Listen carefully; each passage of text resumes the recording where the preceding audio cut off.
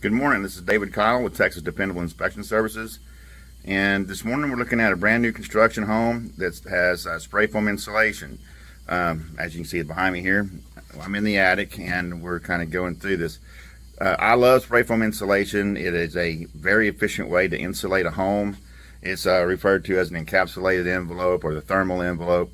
But spray foam insulation has come a long ways in the technology and the way it's applied and the way that they have incorporated into this construction process.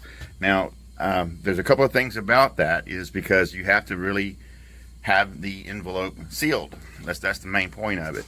When you're in the attic will have an ambient environment to the interior living space. So in other words, because there's no insulation in the ceiling between the joist, the air conditioning down in the living room is also going to be doing the similar cooling or heating process in the attic. So it'll be like listening in your living room, basically.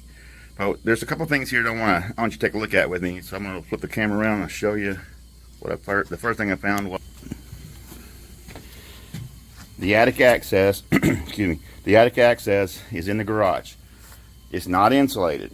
So right there, that is like having an open window to the exterior of the home 24/7.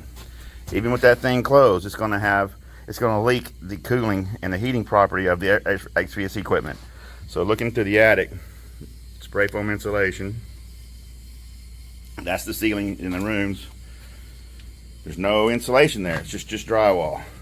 That does absolutely almost nothing as far as insulating the home. So you're going to leak your heating and cooling through the ceilings, into the attic, and out that door.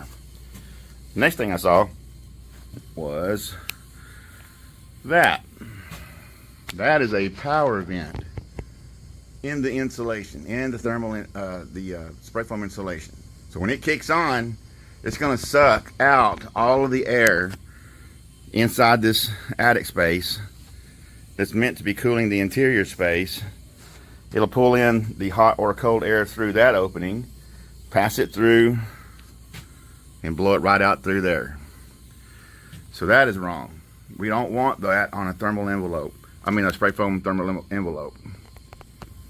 There's the fan. And I think there's a little breach right there. I have to get a little in a different position where I can see it, but that looks like a little breach also in the spray foam insulation.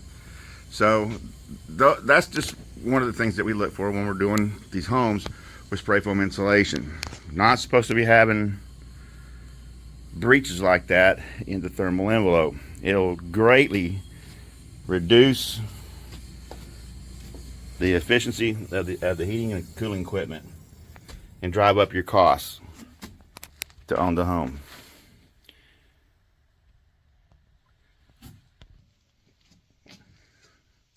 All right, so this is David Kyle with Texas Dependable Inspection Services.